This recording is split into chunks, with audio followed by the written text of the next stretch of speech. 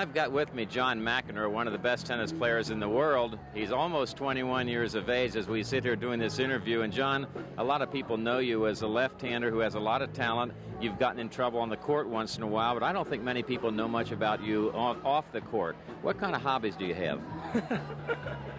I don't know. I didn't know you'd start off with that question. I mean, basically, I can't think of like too many offhand. I mean, I guess anything any other 20-year-old would do, just, have a good time and enjoy myself. And we're traveling around a lot of the year, so it's not really too much time to do anything else besides play tennis, I guess.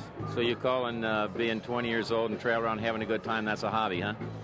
Well, I mean, the things that go along with it, like going out, a little dancing here and there, I mean, if no one's watching, that type of thing. I like to listen to music a lot, go to concerts, but nothing too, I'm not like a painter, if that's what you're asking. You don't write poems and things like that? Well, Ode of a Loser this week. That's my poem. Okay, what kind of music do you like?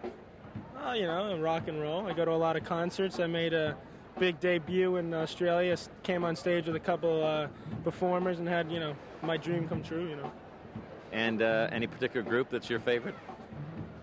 Well, I like Eddie Money, Supertramp, Rolling Stones, anything you like.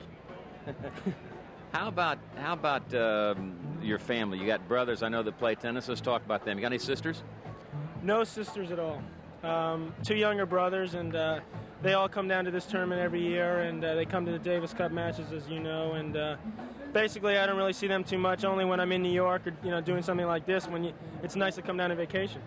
There is a particular network that covers most of the important tennis matches in the United States. Do you have any idea who that is? What's that? I guess that must be CBS. Obviously, if we're like doing this interview for Boca Raton, I mean, I wish I was playing right now, but... Well, good, John. You got that one right. I just wanted to throw, since you're the newscaster of the year or whatever, I mean, obviously it's got to be the best network. Now, if you had to pick the greatest tennis player of all time, who would it be? Besides you? No, I said it at dinner the other week. I don't know. I mean, Rod Laver was my idol when I was growing up, so I thought he was great. I probably think he's one of the greatest. I mean, you're a little before my time, I hate to admit. That brings up a question. Someone asked you after we played in Australia last October in Davis Cup, it was a very windy day, and you were with me when somebody said to me, when I played in Australia 25 years ago, was it that windy? And what did you say?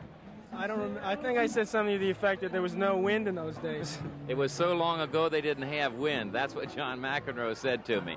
Anyway, John, we want to thank you for being with us. We hope this will be a little bit of a glimpse for our fans and your friends into your life other than the tennis. And we wish you well. We look forward to having you in Davis Cup. I'd also like to say hello to Stacy in California, if that's possible. Who's Stacy?